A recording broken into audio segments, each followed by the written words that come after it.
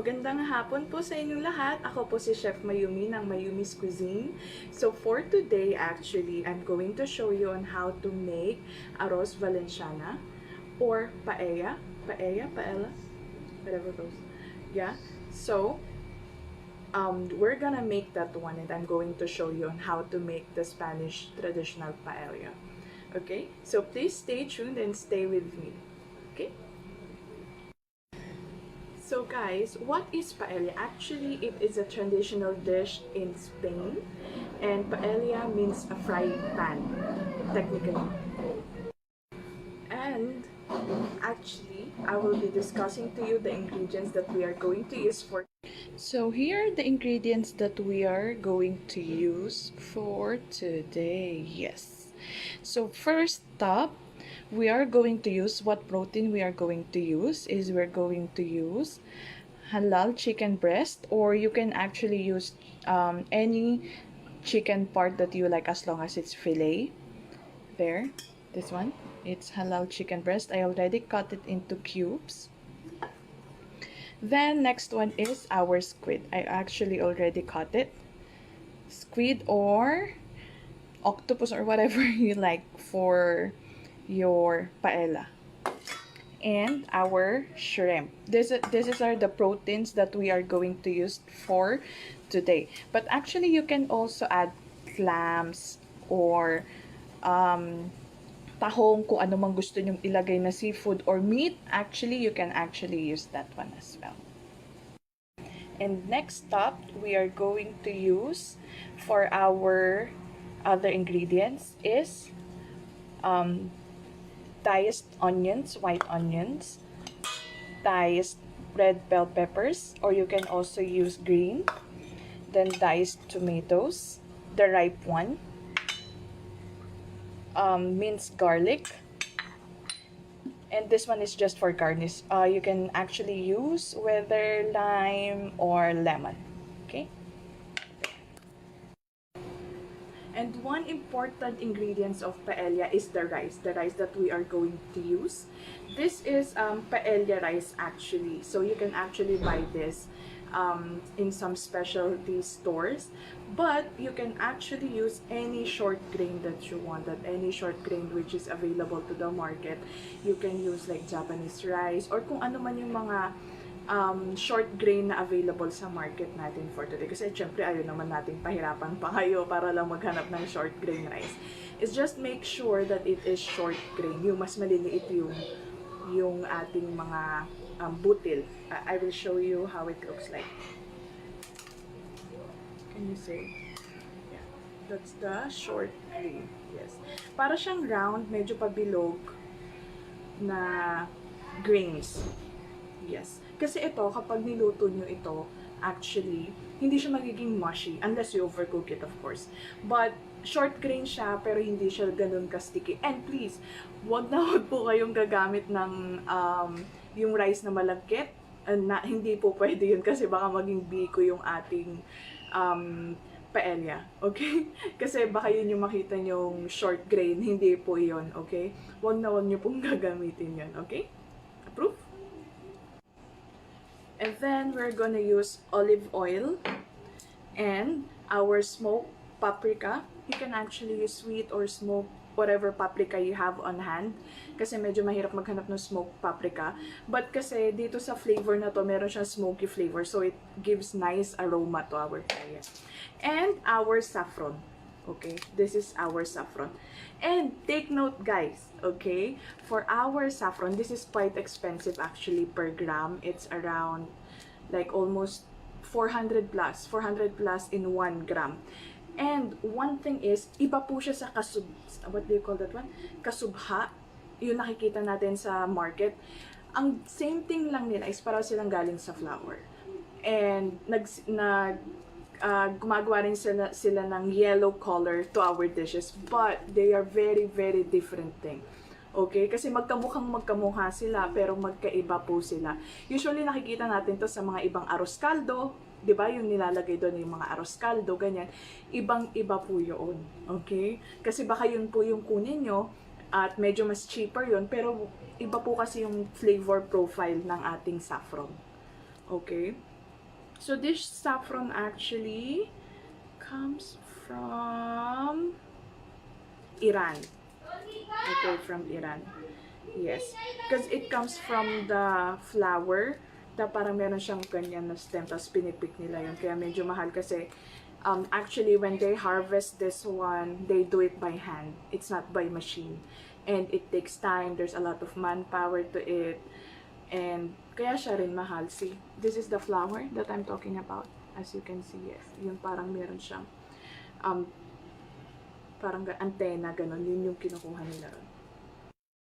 Okay, so for now, I will be showing you on how are we going to clean our prawns. Kasi usually, diba, sa atin, hindi natin inaalis yung parang itim sa likod ng ating prawns. Pero kailangan nating alisin yun kasi yun yung daanan ng dumi. So, I'm going to show you 2 ways of removing it. For example, you want peeled one, right? Okay, so alisin lang natin yung balat. Okay. And just get a toothpick or a stick. Tapos poke mo lang siyang ganyan. Tapos makikita nyo, ayan na yung parang vein or something. Daanan niya. See? And then you just have to pull it out. Yan. Mas easier way yan. Or, you can actually cut it. Kung gusto nyo naman na buksan yung ating prawns.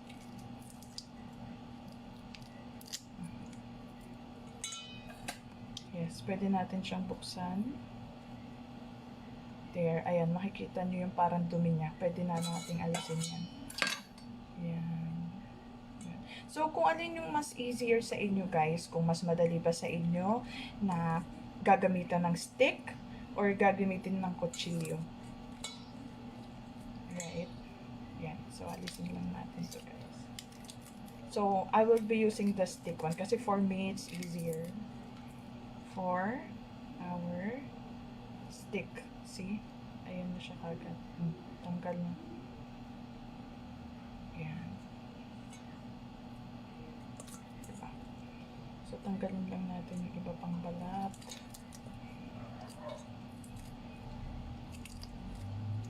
Ayan. Pwede mong itira yung ulo or alisin mo na rin yung ulo. Kasi actually, nandyan usually yung flavor ng prawns, right? So, alisin lang natin. Then this one. Konti na lang, guys. Konti na lang. So, kahit anong seafood pwede nyo gamitin sa paella. Depende.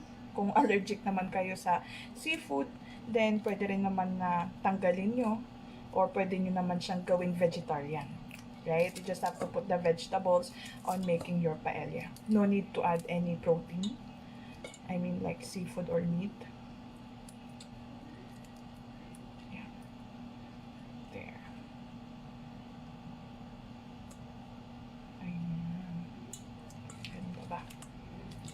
Ayan. So, okay na yung ating prawns. And take note, guys.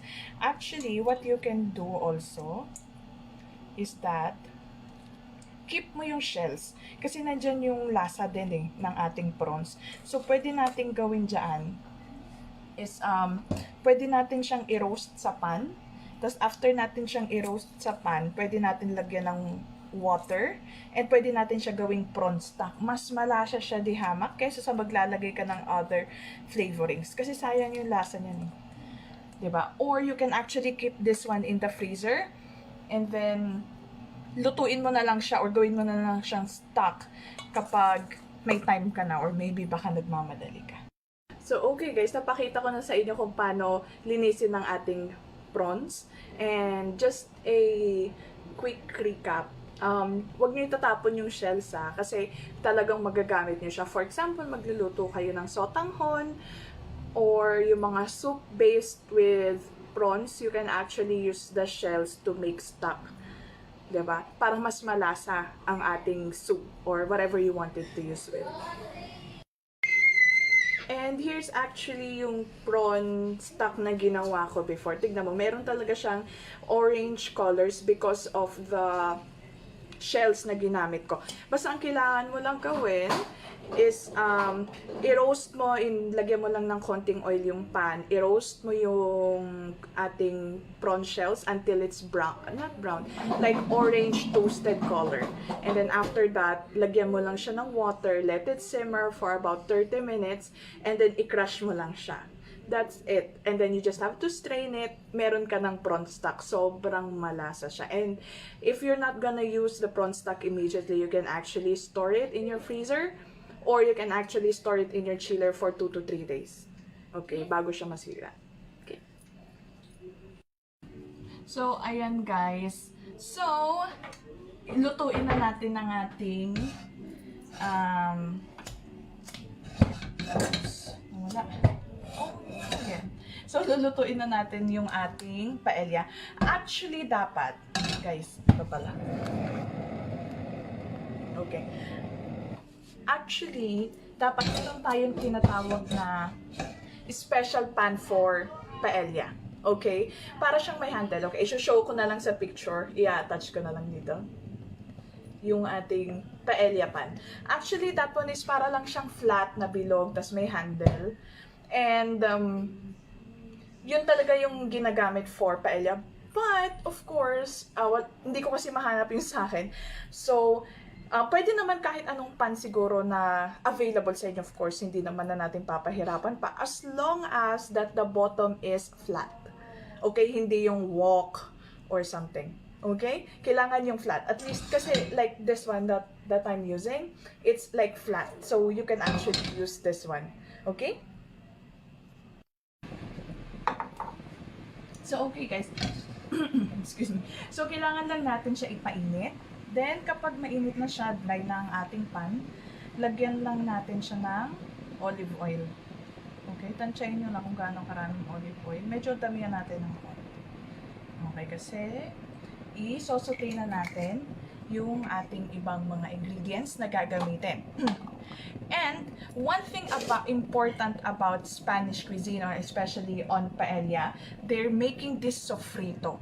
What is sofrito? Sofrito actually is like it is used to enhance Spanish cooking. Actually, the main ingredients of Spanish sofrito is onions, bell peppers, tomatoes, and garlic. We just have to saute everything, and then hanggang sa magkaramelize siya, magkaroon ng natural sweetness doon sa ating sofrito. Okay? That is Spanish sofrito. Yes. Yes. So, kapag mainit na siya, unahin natin ang ating sibuyas. Okay. So, bakit nga ba natin inuuna ang sibuyas kaysa sa ating bawang? Kasi sa ating mga Pilipino, mas inuuna natin ang bawang. Tama ba? So, inuuna natin yung sibuyas kasi mas madali pong masunog ang ating bawang. Ang bawang ay kailangan lamang na habang niluluto mo siya, pag naamoy mo siya, okay na siya eh. You know, pag naamoy mo na yung aroma ng garlic, then okay na siya. Kumbaga, naluto na yung raw smell ng garlic. So, this one. So, at this stage, we just have to wait na maging translucent siya and a little bit soft. And to help that one, kailangan natin lagyan ng asin. Isi-season na natin siya dito in this way. Okay? Kasi salt helps to draw out moisture from our onions. Okay? Which is very, very important.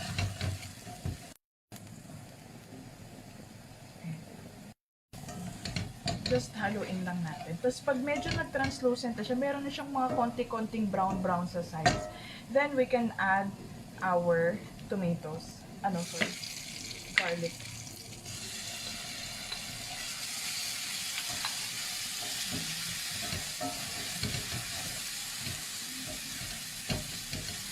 Then once na-amoy na natin yung garlic, nawala na yung raw smell ng garlic, then we can add our tomatoes.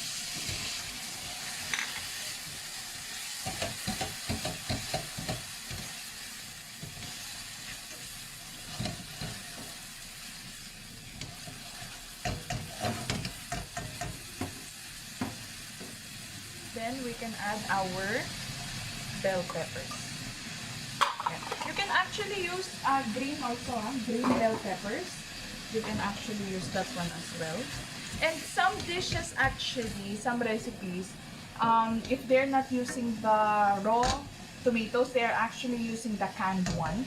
But I think because the canned one has a tomato sauce on it. That's the thing. So it has this red intense color. But for me, I feel like I want to use everything fresh. Okay, so I will be just using fresh tomatoes. Or you can actually add little bit of tomato paste just to bring up the flavor or bring up the color for it. Just a little bit. But once we already cook it into nice caramelization. There. Oh god, ano ba yan? Na ano. Okay, so we just have to season it again in between. But please be careful kasi baka mamaya ma-overseason. Okay? So, while we are waiting for this to caramelize. Okay, so while we are waiting for it to caramelize on this one, so pwede na natin i-pre-cook yung prawns. Actually, may mali ako. Kasi dapat, inuna muna natin i-pre-cook yung prawns dito sa ating pan. But, other hand, pwede rin naman natin siyang i-pre-cook na rito yung ating prawns. Para later on, we just have to add it to our paella para hindi ma-overcook ang ating prawns. Okay, so we just heat the pan, add some oil. Yan. Okay, so wait lang natin hanggang sa medyo mag-ano na siya, uminit.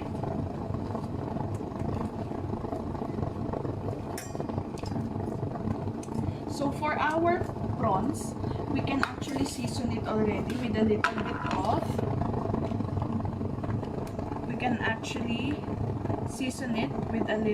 of salt and some paprika.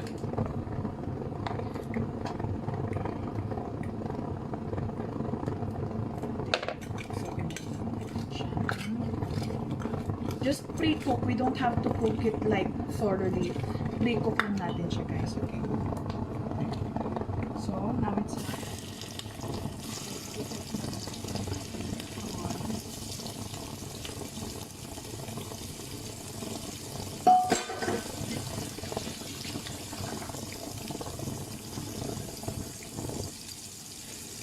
once in a while, i-halo ulit.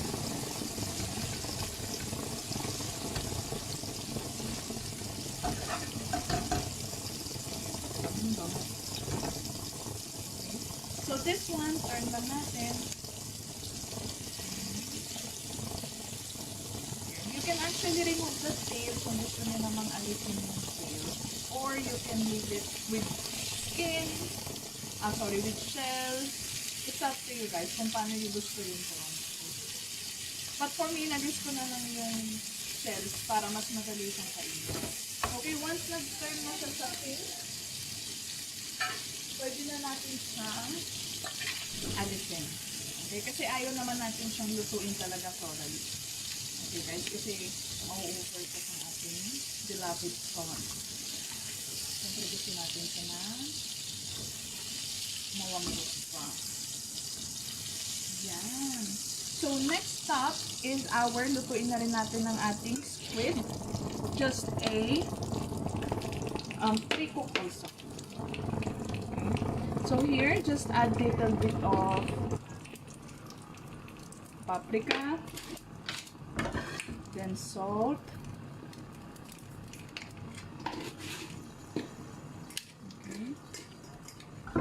just quick toss, guys. Just quick toss.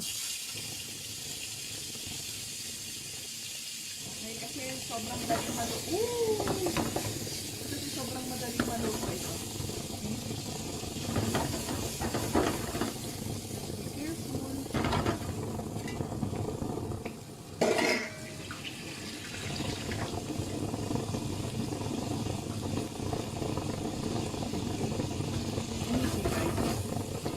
Medyo baliko. There.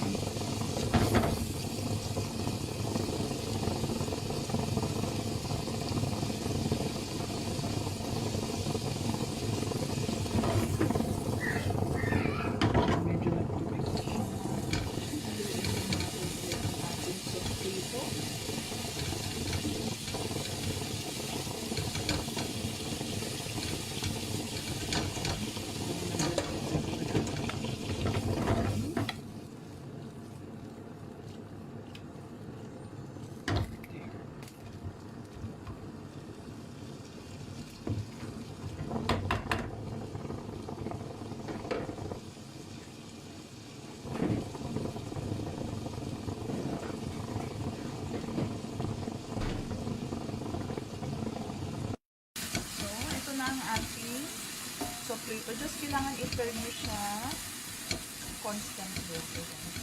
Para hindi mag-burn. Then, add tayo ng konting tomato paste para mas vibrant ang color.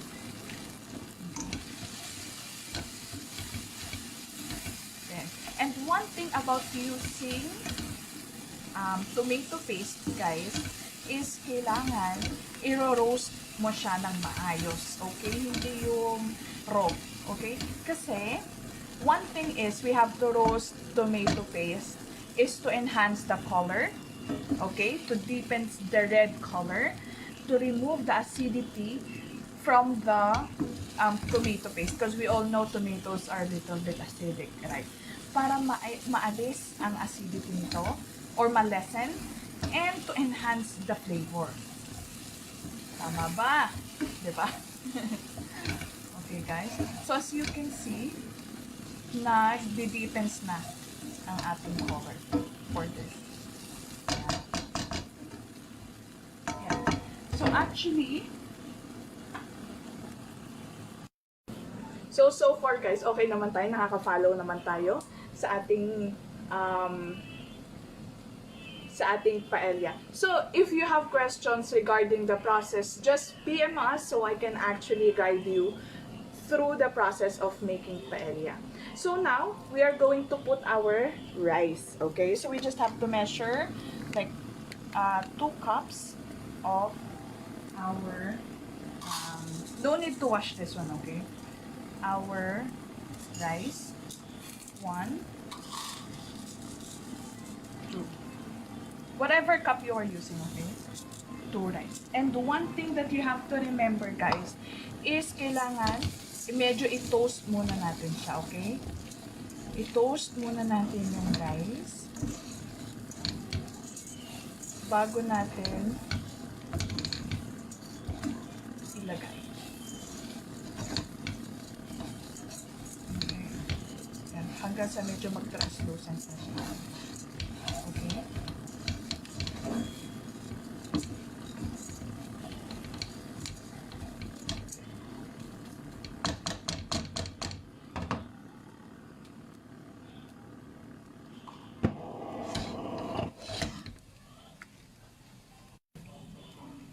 So, okay guys, habang niluluto natin, tinutoast natin yung rice, ibababad natin yung ating saffron sa water kasi kailangan natin makuha yung flavor and yung deepens color.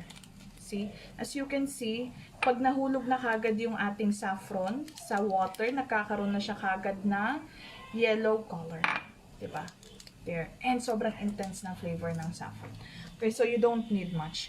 You just have to wait until it's like the color is a little bit deeper in yellow. Okay? So, here's our rice. Namatay na ating maluwagang apoy. So, there. So, while we are toasting this one,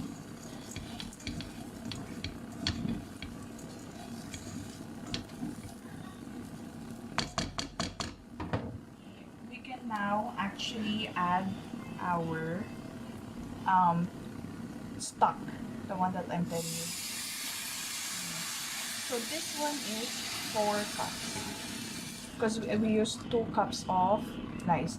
But we can actually, don't put it yet, lahat. O sige, put na natin. Kasi punan siya. So 2:1. Parang ganyan. So, i-mix muna natin siya. Okay. Mix, mix, mix. Then, we'll season it na. Kasi, the thing about this dish, guys, is, habang niluluto natin kasi siya later on, hindi na natin siya pwedeng haluin. Okay? So, paano natin si-season, right? So, we just have to season it now. Some pepper. And some paprika.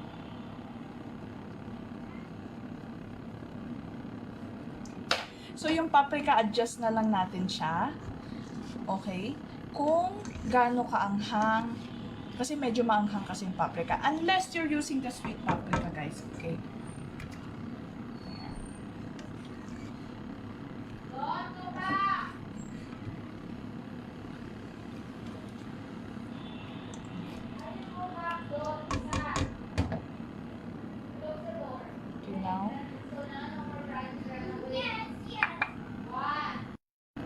So now, add na rin natin yung ating saffron water.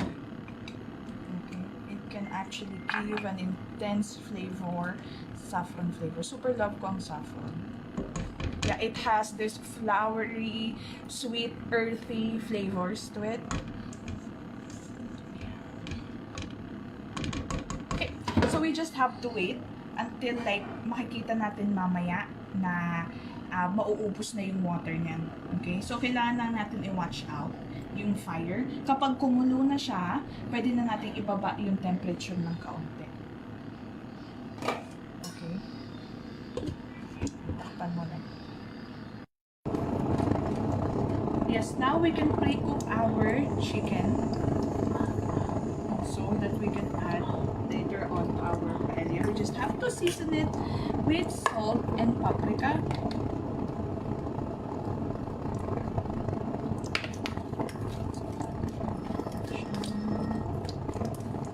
Then kapag mainit na ang ating pan,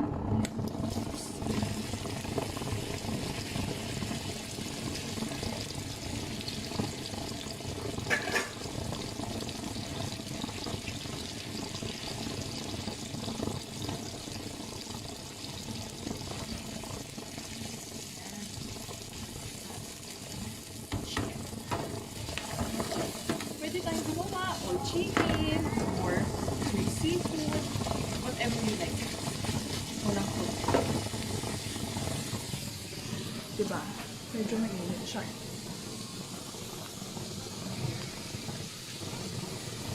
So guys, habang niluluto natin yung chicken and yung guys natin sa paella, I just want to inform you guys. You can visit actually my page, MAYUMI Cuisine, in Facebook and in Instagram. You can actually check out there our different menus and dishes that we are serving. Tapos, pwede rin kayong mag-request sa akin kung anong gusto niyo lutuin natin next time. And please, comment or any suggestions will help us to improve our show. Okay guys? And please follow also Global Pinas TV kasi doon tayo nag-live for our cooking show. Yes? And one thing also is one of my advocacy is that halal food is for everyone. It's not only for Muslim people, okay, from my brothers and sisters, but it is for everyone. So now guys, that our chicken is ready to cook, we just have to add it to our paella and mix it. Ito na yung huling beses natin siyang hahaluin guys, okay? This is the last time na hahaluin natin. Okay guys, sorry, medyo there. Yan, can you see? Makikita natin yung hibla. Ayan. So, nakita natin yung color, di ba? Very bright na. Ayan. Okay? So, we just have to wait for this one until it's cooked. So, first, tikman muna natin yung pinaka-broth niya. So, malaman natin kung kailangan na ba natin mag-add pa ng salt. Kasi ito, kasi hindi na tayo natin hahaluin siya mamaya. Okay? Sarap ng saffron. And lasang-lasa yung prawns dahil sa ginawa nating prawn stock. Kaya napaka-importante rin.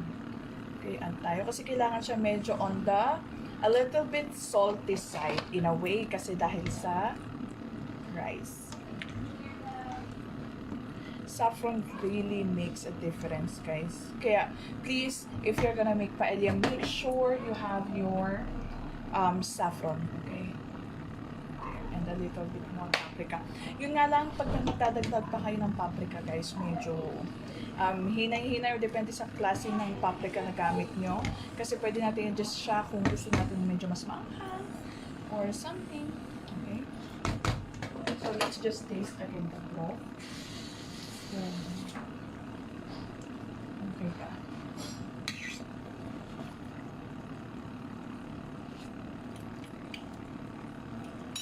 Ayun, sarap guys. See the rice.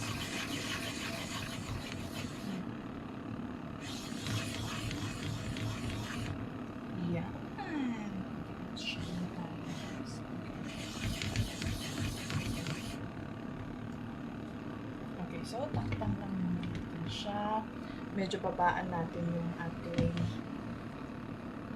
apoy.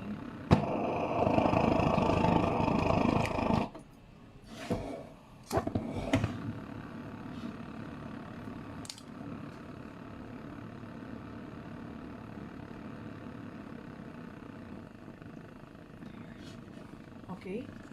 So, yun guys. So, wait lang natin siya hanggang sa medyo madry na yung ating stock doon sa ating paella. And by that time, doon na natin ilalagay yung ating mga seafood or toppings sa ibabaw. Actually, maganda rin sana kung meron tayong tahong. Kaso, hindi lang ako nakabili for today ng fresh. Kasi yun nakita ko kasi medyo hindi maganda. So, hindi na natin kinuha yun. So, for kung magdadagdag ka naman ng tahong, i-pre-cook mo na rin yung tahong. Okay? And then, yung stock nun, pwede mo na rin siyang gamitin as a stock for your paella. Kasi, we all know na ang stock ng prawns is super tasty. Right? And there's a salty side already also. So, you can actually use that one. And next time, maybe we can actually show with tahong or something. Or you can actually use also clams.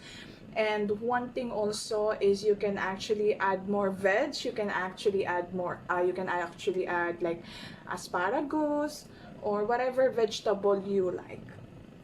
Okay, as long as the main ingredients is still there, then it's good. Okay? Approve ba yon? Gusto nyo ba yon? Just now, as you can see guys, medyo nag-dry up na yung ating paella. So, what are we going to do next? As you can see guys, nag-dry na yung ating paella. So, pwede na nating ilagay sa ibabaw yung ating mga prawns. Ganun. Yan. There. So, it can cook actually a little bit more further. There, the middle, or anyhow you like. Okay, just natin yung counter there, and we can actually add our squid there. So, medyo ipaon lang natin ng kaunti. Then actually, ang isang sa create natin dito, guys, is yung bottom part. Alam mo yung pag nagsasaing ka, diba, may totong.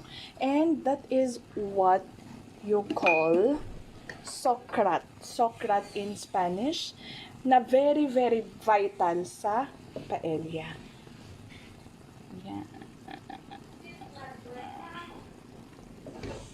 Okay. Just throw it in.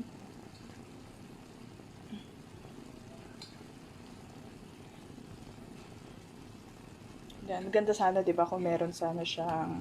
Actually, you can also add green peas. Yun nga lang, guys, nakalimutan kong pumili. Sorry. Yes, ayan na siya. So, kailangan mo na lang siya muna ulit. Takpan. So, lutuin lang natin further yung seafood. So, now, ayan po, pinatay na natin yung ating apoy. So, makikita nyo, nag-dry up na yung ating paella. Hindi na natin yan hinalo after natin ilagay lahat.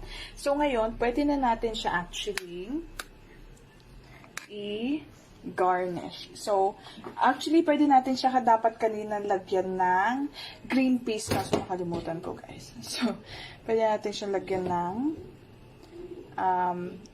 lime or lemon. Okay. There. Po.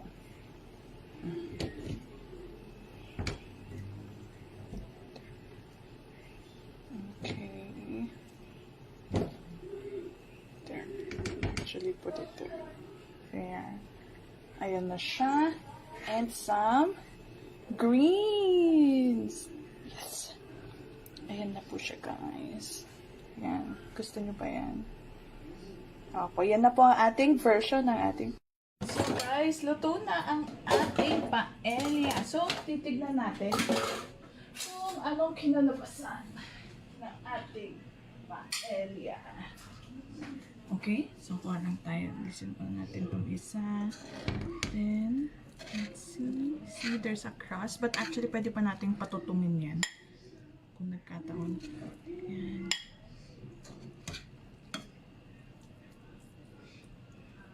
Get some prawns. Some squid. See, kahit niluto natin siya, naluto maigi yung rice, pero hindi siya nagdikit-dikit.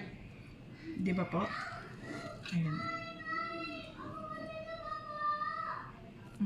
And some squid. Ako nawala na yung ating prawns. Ayan siya, guys. Okay. And our lemon. So, taste test tayo, guys. So, now tapos na tayo sa ating paella. So, titignan muna natin siya, guys. Sayang sana nandito kayo para tikman ang ating special. My version of paella, actually.